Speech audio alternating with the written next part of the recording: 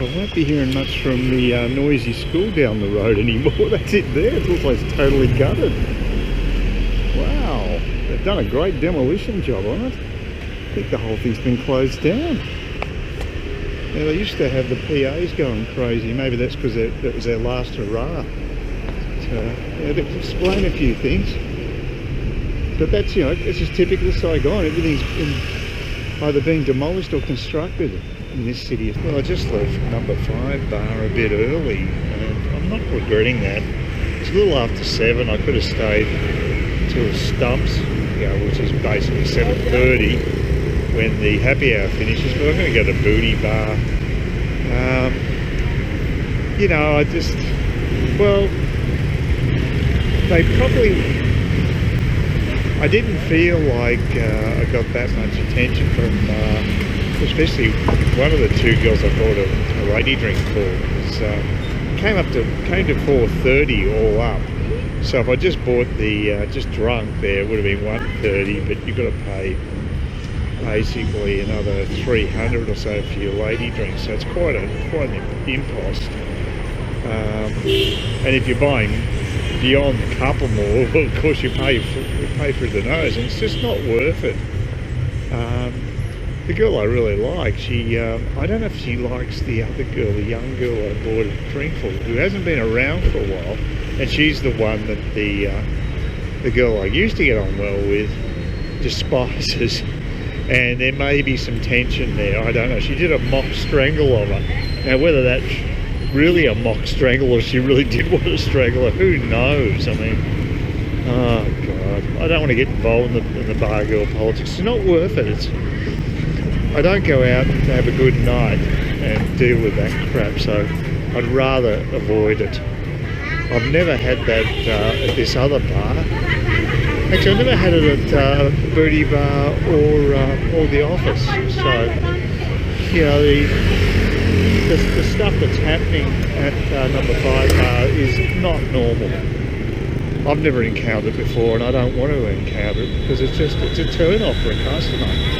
So anyway, I'm going to go to Booty Bar and see how it goes. There are times when they totally lack customer service skills over here. When I went to Booty Bar, V, who's my favourite girl there, she wasn't there. Well, that's fine. She's on a rotation. She's got the night off. The girl there didn't take the hint. I was not interested in it in the slightest. Just want to have my beer quietly by myself. And she said something to him at the end. I didn't understand a word of what she was saying. And then basically she got the bill. She got the bill just to get rid of me out of the place. So what, you know, it made me feel really good.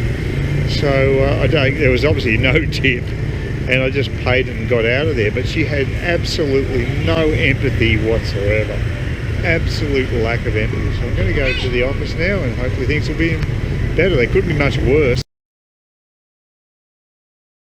It's one of the few occasions when I'm not that pissed, actually, walking back from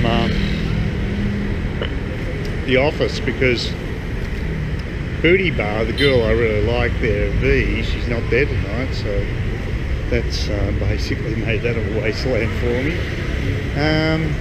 So I just went to the office and played with Lil, and Lil's nice. She loves playing pool. She just really gets into it. And I mean, it's a nice diversion. And she's not my favourite bar girl looks-wise, but it doesn't matter. She's actually, she's a nice girl. I actually get on well with her.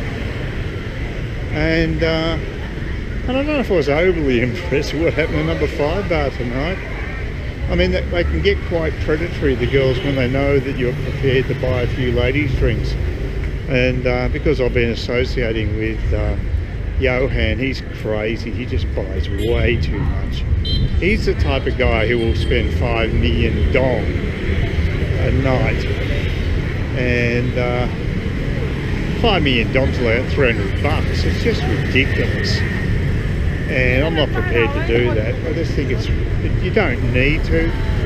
And I don't think the girls respect you at all, because I think just a soft touch. So I don't think it's a really smart move. I mean, Vietnamese girls, I think they respect someone who's actually a little more prudent, actually. As long as they give some love. I mean, yeah, okay, you pay for some lady drinks, but you don't have to go crazy. It just doesn't do you any good. Anyway, that's my opinion. So, look, it's okay. I probably had as good a time at the office as I did at number 5 tonight, to be quite frank. So I don't want to get pissed. I mean, that's the thing about that drinking, having a happy hour that's so long, you know, potentially from 3 o'clock through to 7:30 is insane. So I left there a little after 7. I didn't want to drink anymore. I just had it. I got there at 5:30, so it was a truncated happy hour, and for me that worked perfectly well. So it's all about, you know, if you've got some self-control. I don't want to be wasted tomorrow, so for me it's better, and you got better judgment when it comes to girls, and of course they don't like that, but they would like totally pissed guys who aren't too obnoxious. They're the perfect marks for them. But tonight I'm not going to play that game. It's Tuesday night, my last Tuesday night in Saigon for some time, probably till about September next year.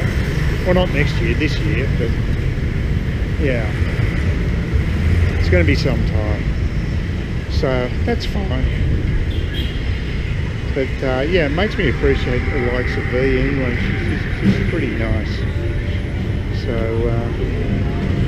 and the girl that we get on really well with at number 5 bar, she asked me for a lady drink tonight, so she's getting quite a bit predatory, so maybe that's not such a good thing. Anyway, let's see if we can get a grab bike back, because I'm not going to walk. This is utter confusion. I've tried to order a grab bike, and the PIN number doesn't work, so I could use cash, I guess, if I wanted to, but now I'm going for a Go Viet. And Go Viet always records number 5 bar as being at 56 Pastor Street, which is actually not here, which is where the number 5 bar is, but down there where the pub is. You see the neon sign. Hopeless. The GPS system does not work.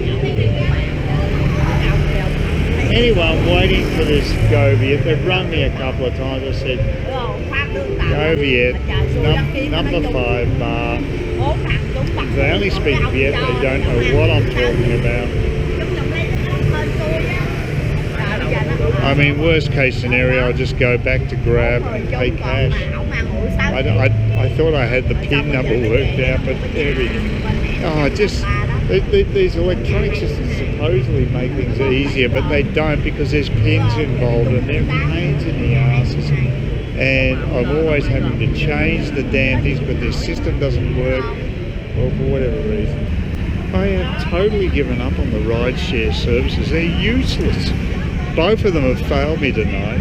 So I'm just going to get a venison cab and pay top dollar to get home. Well, I just left my laptop in there at Saigon computers. They're going to have to do a reinstall Windows for me. Apparently it takes 4 hours, so it's quite a protracted process. So I'll just get I got a good grab lift here anyway, that was something, so I'll get a grab back and see how we go. Well, just picked up my computer. I'm glad it's been done, but what the weird thing is that there's no password required now, so I maybe just have to set that up myself, but I'm not sure. But yeah, I just got in it anyway, so without passwords. He's changed the settings by the looks of things. So. Well, that's one of the last times I'll be walking to number 5 bar for this trip, and I won't be back here till later in the year, probably September, maybe a little earlier. Just see how I feel, but it'll be just for 1 month. So because the new laws would have come in by then. It's could be one of the last times I see Johan for a while too, because he's seriously considering going to somewhere else than Vietnam, because they're tightening up the visas laws. They're just making it harder for him. It's not tenable for him to stay here if they can only get a month visa at a time, and he doesn't think it's going to be easy to get any other option. It's It's even cracking down on the study visas apparently, so they're just making it really difficult all round. So he's thinking about places like Panama in Central America, but I think he'd be bored of his brain there. But, so he's sort of got a few criteria he looks at. One of them is the women. He doesn't, certain ones he doesn't like. He doesn't like Filipinos. It's funny, guys have got their little quirks when it comes to females, and he's not interested in Filipinos at all. So that's off the list. Not that it's a great place to go anyway compared to here. But yeah, he's just deciding to maybe change his options, looking at alternatives. And it just shows how much damage that the Vietnamese are going to do to potential expats. I know one personally that's actually now thinking of changing their decision. I mean, he was pretty committed to coming to being here. He was committed to learning the language, and he's decided now he's not going to do the additional course, the advanced course in Vietnamese, because he sees there's no future here at the moment. So, you know, these countries got to be very careful how they handle expats and the like. And look, I think we probably know why this has happened, because Vietnamese have got a real thing about them. They don't want to be seen to be as decadent as the Thais. They regard the Thais as being pretty immoral with all the bar girl scene and stuff.